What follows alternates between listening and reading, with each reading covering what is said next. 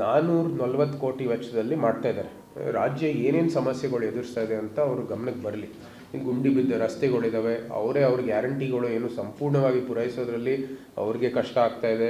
ಇವತ್ತು ಯಾವುದೇ ರೀತಿಯ ಅಭಿವೃದ್ಧಿ ಆಗ್ತಾ ಇಲ್ಲ, ಒಳ್ಳೆ ಕ್ಯಾಪೆಕ್ಸ್ ಪ್ರಾಜೆಕ್ಟ್ಗಳು ಬರ್ತಾ ಇಲ್ಲ. ನಾವು ಸಾಲ ತಗೊಳ್ತಾ ಇರೋದು ಎಲ್ಲನೂ ಕೂಡ ಸರ್ಕಾರಿ ನೌಕರ ಒಂದು ಆದಾಯ ಕಟ್ಟಲಿಕ್ಕೆ, ಸರ್ಕಾರಿ ಒಂದು ವ್ಯವಸ್ಥೆಯನ್ನು ಮುಂದುವರಿಲಿಕ್ಕೆ ನಾವು ಸಾಲವನ್ನು ತಗೋತಾ ಇದ್ದೀವಿ. ನಿಜಕ್ಕೂ ನಾವು ಸಾಲ ಎಲ್ಲ ತಗೋಬೇಕಂದ್ರೆ ಅದು ಕ್ಯಾಪಿಟಲ್ ಇನ್ವೆಸ್ಟ್ಮೆಂಟ್ಗೋಸ್ಕರ ತಗೋಬೇಕಾಗಿದೆ. ಕೆಲವು ಒಂದು ಒಳ್ಳೆ ಮೂಲಸೌಕರ್ಯ ರೂಪಿಸೋದಕ್ಕೆ ನಾವು ತಗೋಬೇಕಾಗಿದೆ. ಆದರೆ ಇವರು ಬರೀ ತಮ್ಮ ಬಾರೋಯಿಂಗ್ಸ್ ತಗೊಳ್ತಾ ಇರೋದು ಬರೀ ತಮ್ಮ ಏನು ಇನ್ಕಮ್ಮು ಮತ್ತು ಇತ್ಯಾದಿ ಎಲ್ಲ ತುಂಬಿಸೋದಕ್ಕೆ ಅವ್ರು ತಗೋತಾ ಇದ್ದಾರೆ. ಇದು ನಿಜವಾದಂಥ ಗಂಭೀರವಾದಂಥ ಒಂದು ಪರಿಸ್ಥಿತಿ. CAG ರಿಪೋರ್ಟ್ ನೀವೆಲ್ಲರೂ ನೋಡಿದ್ದೀರಾ. ಈ 440 ಕೋಟಿ ವೇಸ್ಟ್ ಮಾಡೋದು ಬದಲು ಇದೆಲ್ಲನೂ ಕೂಡ ಉಪಯೋಗಿಸ್ಕೋಬೋದು. ಯಾಕಂದರೆ ಕೇಂದ್ರದಿಂದ ಅಧಿಕೃತ ಜಾತಿ ಗಣತಿ ನಡೀತಾ ಇದೆ. ಸಂವಿಧಾನದ ಅಡಿಯಲ್ಲಿ ಜಾತಿ ಗಣತಿ ನಡೆಸುವ ಹಕ್ಕು ಅಥವಾ ಮಾನ್ಯತೆ ಕೇಂದ್ರ ಸರ್ಕಾರಕ್ಕಿದೆ. ಅದು ಅಧಿಕೃತವಾಗಿ ನಮ್ಮ ಪ್ರಧಾನಮಂತ್ರಿ ಅವರು ಘೋಷಣೆ ಮಾಡಿದ್ದಾರೆ, ನಾವು ಮಾಡ್ತೀವಿ ಅಂತ. ಜಾತಿ ಗಣತಿ ಜೊತೆಗೆ ಜನಗಣತಿ ಜೊತೆಗೆ ಜಾತಿ ಗಣತಿ ಮಾಡ್ತೀವಿ ಅಂತ ಅಧಿಕೃತವಾಗಿ ಹೇಳಿದ್ದಾರೆ. ಈ ಎಲ್ಲ ನಡೀತಾ ಇರುವಾಗ ಯಾವ ಒಂದು ಸಂಸತ್ತಿಗೆ ಮಾನ್ಯತೆ ಇದೆ ನಡೆಸೋದಕ್ಕೆ, ಎಲ್ಲ ಹಿನ್ನೆಲೆಯಲ್ಲಿ ಇಲ್ಲಿ ರಾಜ್ಯದಲ್ಲಿ ಮಾಡೋ ಅವಶ್ಯಕತೆಯೇ ಇಲ್ಲ.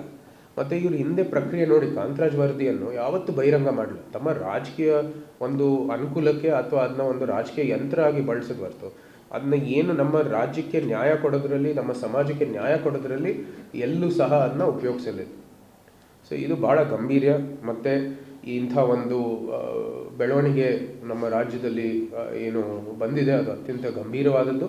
ನಾವಾಗಲೇ ಇದನ್ನ ಆಗ್ರಹಿಸ್ತೀವಿ. ಪ್ರಥಮವಾಗಿ ಈ ಒಂದು ಅನಧಿಕೃತ ಜಾತಿಗಳು ಅದನ್ನ ನೀವು ದಯವಿಟ್ಟು ಈ ಪಟ್ಟಿಯಿಂದ ತೆಗಿರಿ. ಜೊತೆಗೆ ಸರಿಯಾದ ರೀತಿಯಲ್ಲಿ ವೈಜ್ಞಾನಿಕವಾಗಿ ಸಮರ್ಪಕವಾಗಿ ನೀವು ಈ ಒಂದು ಈ ಸಮೀಕ್ಷೆಯನ್ನು ಮಾಡಿ.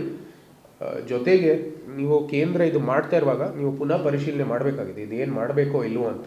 ಯಾಕಂದರೆ ರಾಜ್ಯದಲ್ಲಿ ಈಗಾಗಲೇ ಎಷ್ಟೊಂದು ಸಮಸ್ಯೆಗಳಿವೆ.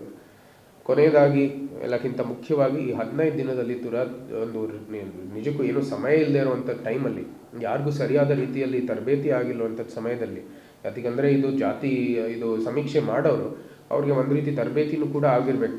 ಅದೆಲ್ಲನೂ ಆಗಿದೆಯೋ ಇಲ್ವೋ ಅಂತಲೇ ಇವರು ಎಲ್ಲ ಬಹಿರಂಗ ಮಾಡಿದ್ದಾರೆ. ಇದೆಲ್ಲ ಭಾಳ ಗಂಭೀರ. ತರಾತುರಿಯಿಂದ ಮಾಡಬೇಡಿ ಅಂತ ನಾವು ಆಗ್ರಹಿಸ್ತೀವಿ. ನೀವು ವೈಜ್ಞಾನಿಕವಾಗಿ ಸಮರ್ಪಕವಾಗಿ ತಾಳ್ಮೆಯಿಂದ ಮಾಡಿ. ನಮ್ಮ ಒಂದು ಸ್ವಾಗತ ಇದ್ದೇ ಇರುತ್ತೆ. ಬಟ್ ಪುನಃ ಪರಿಶೀಲನೆ ಮಾಡಿ. ಕೇಂದ್ರ ನಡೀತಾ ಇದೆ.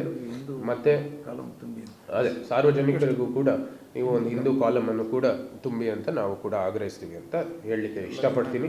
ಎಲ್ಲ ಜನಾಂಗದ ಕೂಡ ಒಂದು ಒಳ್ಳೆ ನ್ಯಾಯ ಸಿಗೋ ದೃಷ್ಟಿಯಲ್ಲಿ ಈ ಕೆಲಸವನ್ನು ಮಾಡಿ ಸಮಾಜಕ್ಕೆ ನ್ಯಾಯ ಕೊಡೋದ್ರಲ್ಲಿ ನಮ್ಮ ಎಲ್ಲರ ಬೆಂಬಲ ಇದೆ.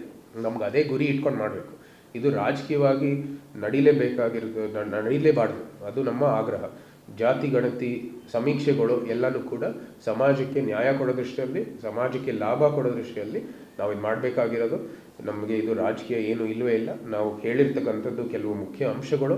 ಇದನ್ನು ನಾವು ಅವ್ರಿಗೆ ಆಗ್ರಹಿಸ್ತೀವಿ ಮತ್ತು ಇದೇ ರೀತಿ ನಡ್ಕೊಳ್ಳಿ ಅಂತ ನಾವು ಮತ್ತೊಮ್ಮೆ ಆಗ್ರಹಿಸ್ತೀವಿ.